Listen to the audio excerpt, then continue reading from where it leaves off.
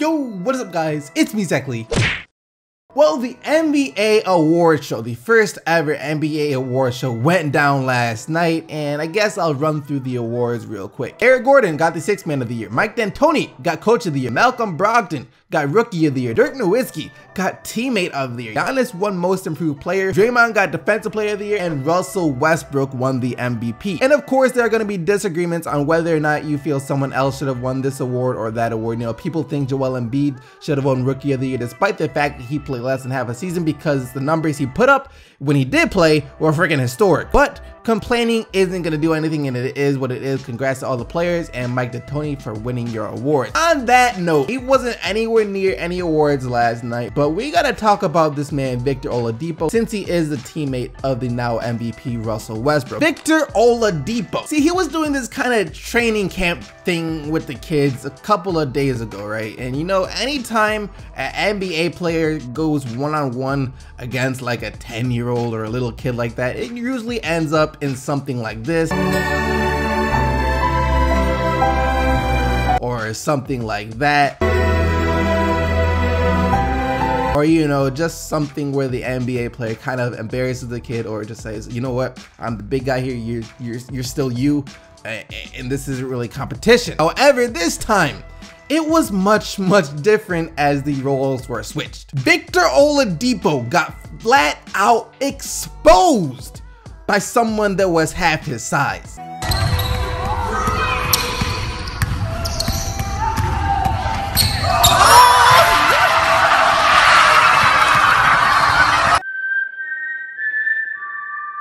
If any of you are still wondering why Russell Westbrook MVP, that is why. That is the Oklahoma City Thunder right there without Russell Westbrook. It's not like he wasn't even trying either. I mean, he was in the defensive stance, pants pulled up and everything. It still got freaking, he even tried to recover but almost stumbled. I swear if you fell Victor Oladipo, it would have been an O for your career.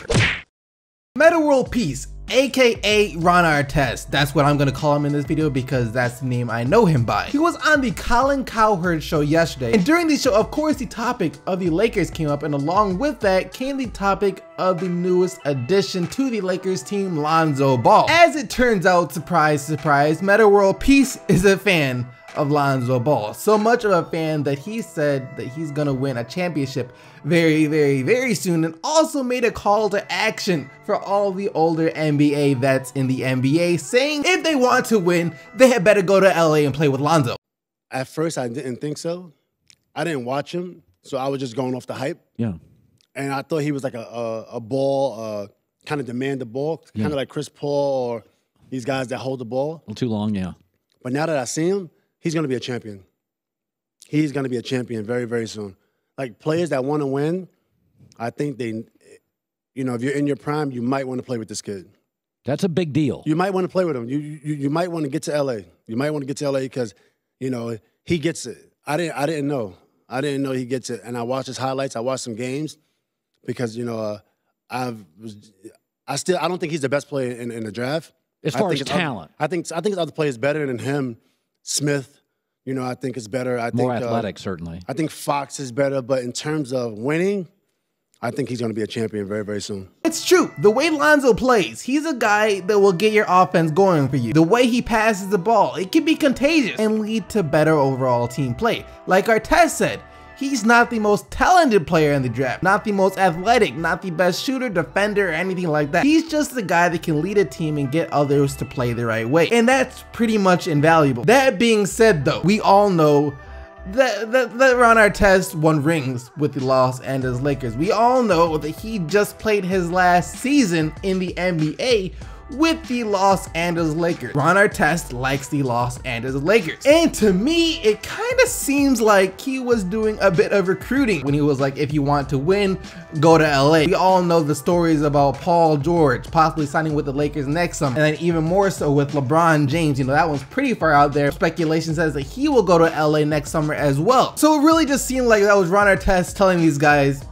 you know, LA is the way to go. Go play with Lonzo and you'll win a championship. Even though we all know that Ron Artest just wants to see the Lakers back at the top of the league again. Also, the fact that Ron Artest just paid $700 for a pair of Lonzo Ball shoes, the Z02s, doesn't help disprove the fact that he might be a bit biased towards Lonzo Ball in this entire situation. The Paul George sweepstakes are still going on, and of course the main two teams that are seen to get Paul George so far would be the Lakers and the Cleveland Cavaliers. If the Cavs can trade for him, they're convinced they can get him to resign. If the Cavs don't trade for him, it's pretty much assumed that the Lakers get him next year in free agency, or at least that's what the main thought process is right now. However, there are still other teams out there that would love to get their hands on Paul George. I feel like if they had Paul George, they could compete with Golden State, Cleveland, San Antonio, any of the other higher teams in the NBA. The Washington Wizards are most definitely one of the teams that would like to get their hands on Paul George. They had a terrible start to the year last year, but then finished playing like one of the best teams in the NBA. They even gave the Cavs a run for their money during a couple of regular season games. And then they once again made it to the second round of the playoffs before losing in 7 games to the Boston Celtics, but still, it was a pretty good year for Wizards fans out there. And John Wall was the main reason for them having such a good year. The man played outside his freaking mind all season long. He was playing on a whole nother level. He was the driving force behind that team, just like he's the driving force for them trying to recruit Paul George to Washington. Yep, John Wall wants to win, and he's in all-on pursuit mode for one of his closer friends in the NBA. I'm talking to some guys. Paul, I know his ultimate goal of where he wants to be. I'm trying to see if we can make something happen. Look at our team. We are one piece away. We have a point guard. We have the shooting guard. We have the center. We have the power forward. Our 3-man, Otto Porter Jr. did great for us. You can't take nothing away from what he did. But George is a guy that can guard LeBron and go back at LeBron. It's a piece that you're gonna need to win. If you don't have a guy that can do that, you don't have a chance. You got to add another star. You got to add another piece. You got to have 3 guys, and that's what it's looking like. We've been friends and we've talked throughout the summer. He has to make a decision that is comfortable to him. But at the end of the day, you always have to get elite players. You have to go out swinging. You get a yes or a no. He's right, you do need at least 3 guys. That's the bare minimum now. With the way the Warriors performed during the regular season and the postseason, it's looking like you might need 4, but 3 is the bare minimum to be considered serious threats to either Golden State or Cleveland. Who knows though, just adding Paul George will be enough for the Wizards. It wasn't necessarily their starting lineup that was holding them back. It was their freaking bench. They had one of the worst benches that I have ever seen. Their bench was just straight up terrible. But like Wall said, Otto Porter Jr. was kind of the odd man out in this situation because of course he plays the same position as Paul George, and we all know Paul George is better overall than Otto Porter Jr. It's just the way it is. And also because there's no way that the Wizards will be able to afford Otto Porter Jr. since he's most likely gonna get a max contract coming from somewhere this summer, along with Paul George if they intend to try and re-sign him next year. The NBA lottery system gets criticized a fair amount, not because of how teams supposedly end up with the #1 pick, but because we can't see their process and how they get the #1 pick. You know, they tell us about these ping pong balls that fall behind the closed doors, but if that's the case, then why can't we see what's going on?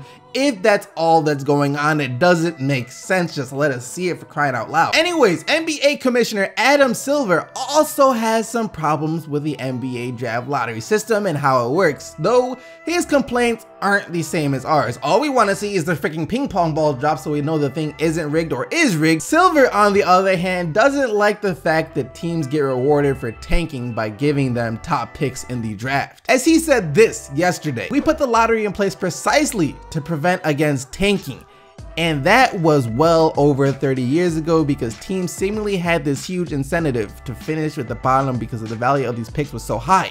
We've tinkered with the draft lottery 5 times in the last 30 years, but we're still not at the point where it's frankly working." Basically what he's saying is that even though it's not guaranteed that the worst team in the league gets the #1 draft pick automatically like it used to back in the day, teams are still tanking for a chance to get the pick, or at least a pretty high pick in the draft. And we can only all imagine how Silver must have felt about Sam Hinkie. But regardless about how Adam Silver feels about it, tanking is the best and really seems like the only way to build a good team in today's NBA. And what other options does the NBA have in doing the lottery instead of the way it is now? I mean, are they gonna give teams exactly the same chance of landing the #1 pick? Every team has a 1 in 30 shot of landing the #1 pick. That would be terrible. Technically, that's the fairest way to do it, but at the same time, it's not that fair at all. Imagine if the Golden State Warriors or Cleveland Cavaliers won the lottery this year, and the Phoenix Suns or some other team that finished at the bottom of the league got like the 26th, 27th, or 28th pick in the draft.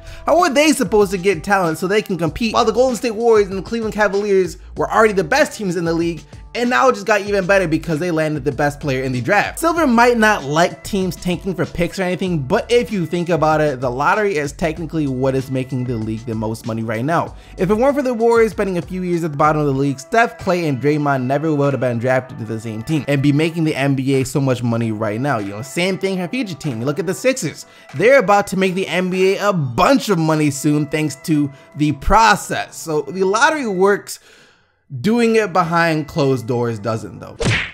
And that's going to lead us to the question of the day. Do you think that the lottery needs to be changed? Do you think there's anything wrong with teams tanking for picks? Let me know down in the comment section below, but now let's take a look at what you guys said in yesterday's video. And yesterday, Akeem Noah got roasted and called out for his contract by ex-NBA player Kenyon Martin.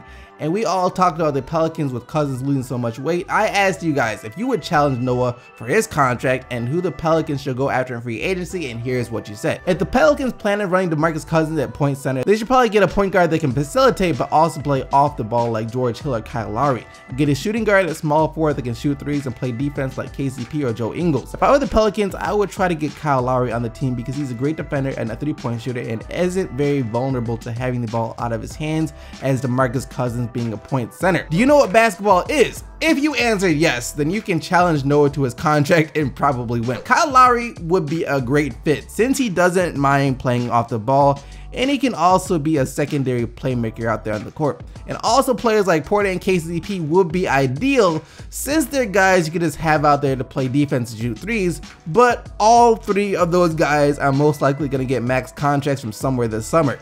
And no team can afford to sign 3 players to a max contract like that.